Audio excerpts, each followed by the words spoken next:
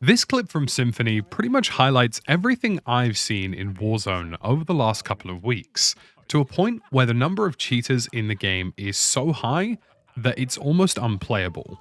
But there's a lot going on under the hood right now that I want to talk about with Ricochet anti-cheat, why this anti-cheat is failing, and what the next steps are from Warzone. And if the first question on your mind is, I haven't seen that many cheaters, or I don't think I've seen that many cheaters, then there's a really good answer for that. Over the last week or two, I've been streaming with the boys, Westy, Stod, Jaff, etc., and we've had to make an executive decision. We have to play in North America East servers at around 100 ping versus playing on about 4 milliseconds ping in our own local London servers.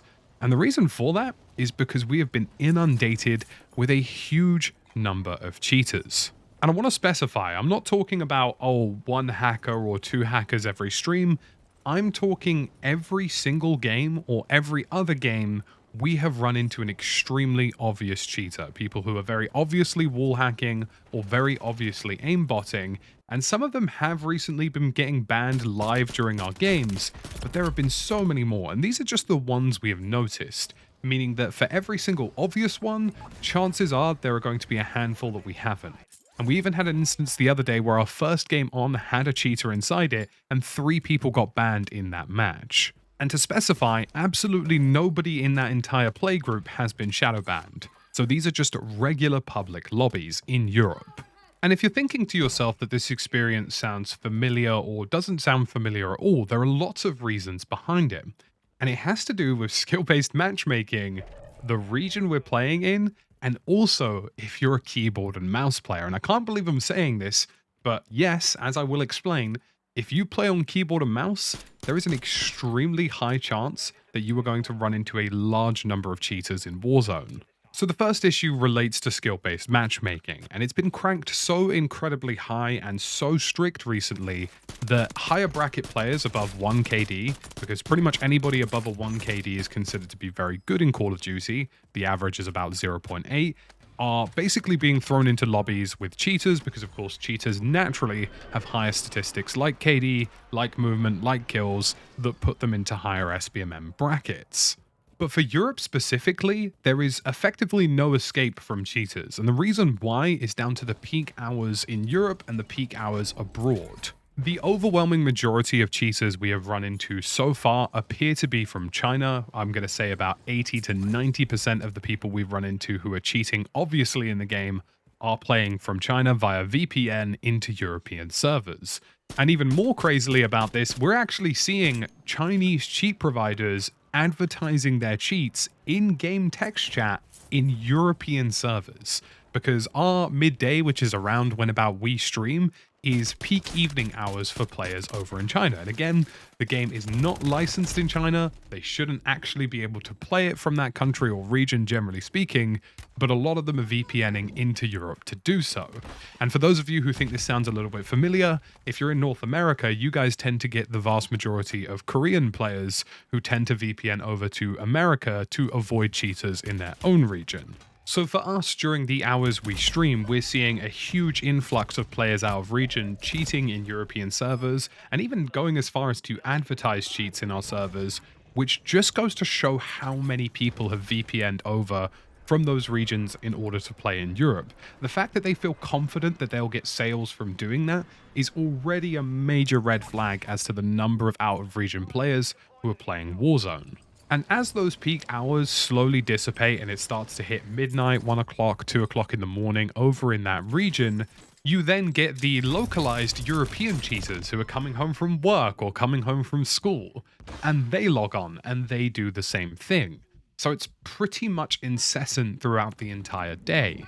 So you're getting both the out-of-region far-away experience where those players VPN over, and seemingly so far from my experience, a good percentage of them do cheat in these servers. That's not to say that there aren't legitimate players who are just trying to avoid cheaters in their own region. That is definitely something that occurs, and I've had plenty of times where I've run into players who are clearly from Korea in North American East servers who are normal players. They're not doing anything crazy, they're not trying to cheat, they're just trying to avoid the same situation that they're experienced in their own local servers, which I believe Japan is one of their local servers. And then on top of that, you're getting the local experience, the peak hours during your own time where this occurs.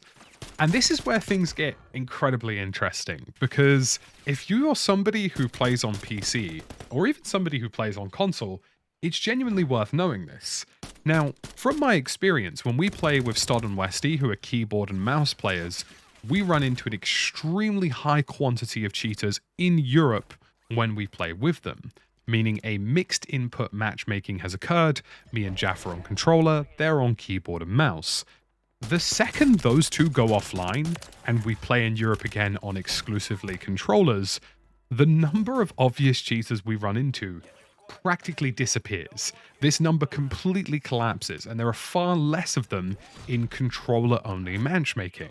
And the only thing that I can deduce from this is that input-based matchmaking, alongside skill-based matchmaking, has been cranked so extremely high in order to try and protect console players from experiencing cheaters in their game. And that's a very logical thing to assume. And again, I don't have 100% data points that I've recorded on this. These are just observations from my experience. Because if you're Raven Software and you're going on your Christmas break and you know that potentially things might flare up in terms of new players, potentially cheating players whilst you're out of office, the obvious thing to do is to crank skill-based matchmaking and crank to mixed input-based matchmaking to protect the majority of the player base from a very damaging portion of the player base that could ruin their experience. So from my own observations, and again, this isn't firm data, this is observations over about a week or two, if you are on keyboard and mouse and you are playing in Europe, whether that's mixed input matchmaking with friends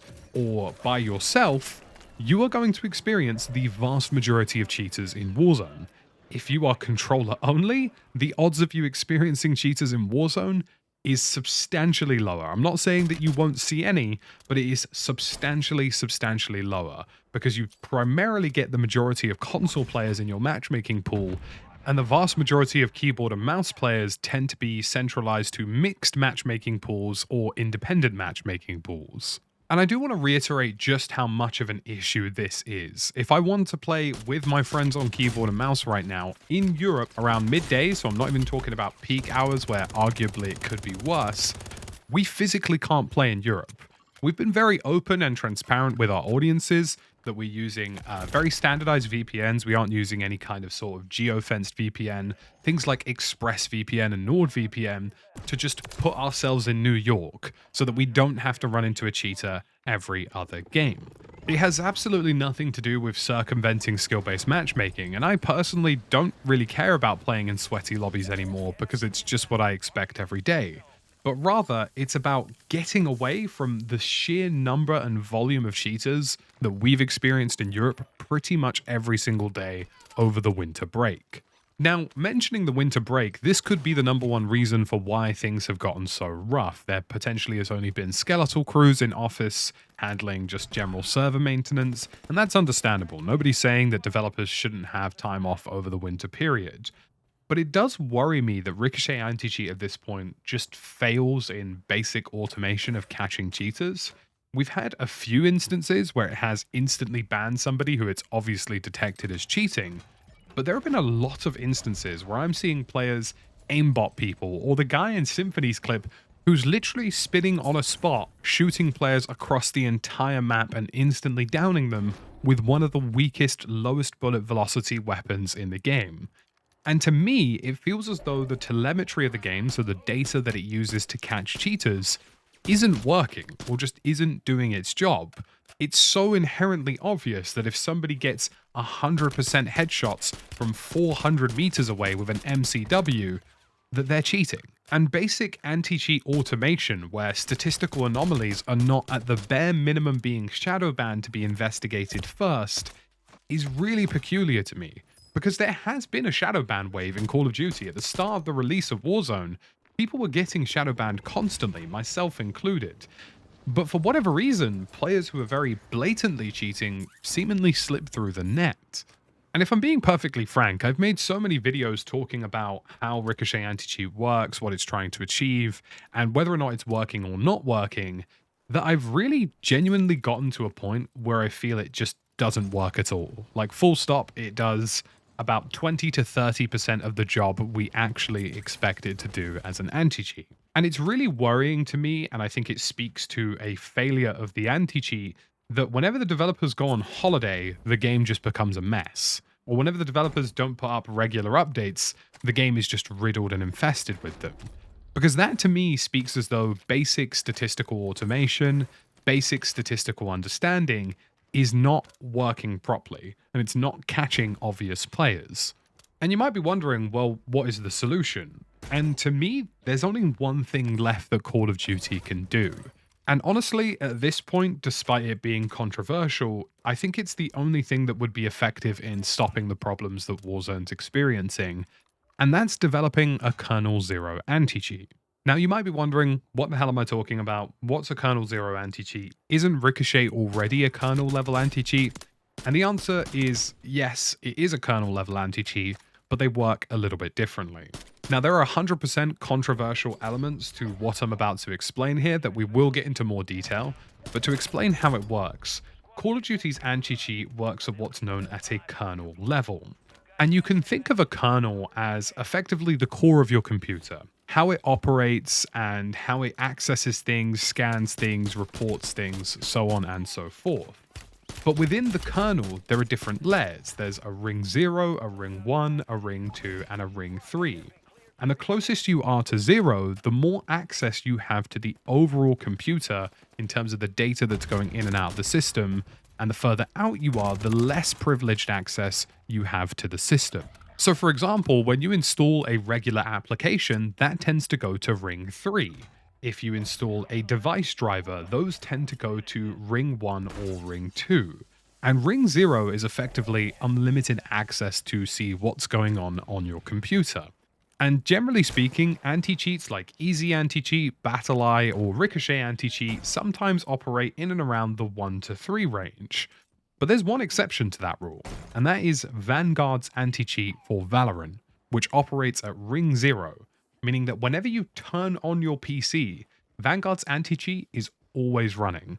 It's always running in the background and it never stops. And it can see everything that your computer is doing, and it will have access to all of the things that you are injecting into various EXEs and all of the things that are interacting with each other, whether that's device drivers like a controller driver interacting with your game, so on and so forth. It's universally understood in the gaming industry that Valorant's Vanguard anti-cheat is probably the most effective anti-cheat in all of gaming. There are people who play at professional level, at the top flight, who rarely run into cheaters, and it's considered extremely rare to one into one, generally speaking, in Valorant. Now, the problem with having ring 0 access to a computer is that it can see everything, and it invites all sorts of privacy complaints, privacy concerns, how much you trust companies with that sort of information and data, and what they could potentially do with that informational data. And also their own security. If that anti-cheat was targeted by malicious actors or malicious groups, would our own data be at risk? And I'll leave a link in the description below to an article kind of explaining the issues around a Kernel Zero anti-cheat and why there are privacy concerns with it. But with all of that aside, it is the most effective format for combating cheating. And in a free-to-play game like Valorant, which is free-to-play, it is probably the only way you can get close to eliminating cheating from your game. And like I mentioned, there are some downsides. There are device drivers that stop working properly. There are instances where some people have reported lower performance with things that operate at Kernel Zero like Vanguard, and of course, privacy concerns. But generally speaking, because this thing can see everything your computer does from the moment it's turned on, it can see when its own anti-cheat is trying to be circumvented, when people inject things into game files, when people are modifying game data, when people are installing overlays and different softwares.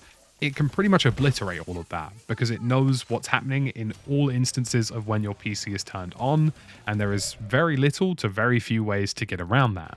And whilst I'm personally aware of the risks that come with private corporations having deep access and unfettered access to your own system, for Valorant, the Vanguard anti-cheat has been incredibly powerful, to a point where cheating in a free-to-play shooter on PC, which is widely popular in all regions, is considered extremely rare.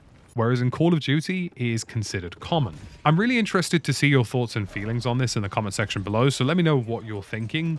For me personally, either Ricochet anti-cheat needs to get substantially better in a very short period of time, or Call of Duty needs to explore more extreme options to be effective at dealing with this problem. Or there is a chance that maybe they just don't see the value to dealing with this issue at all. Because if it is the case that SBMM is protecting the vast majority of console players or controller players, or players of a lower skill bracket generally, which is the majority of the player base, then in their view, maybe only a few people are actually experiencing the cheating epidemic that I've explained. Let me know your thoughts and feelings in the comment section below. As always, folks, thank you for watching, and I'll catch you again in the next one.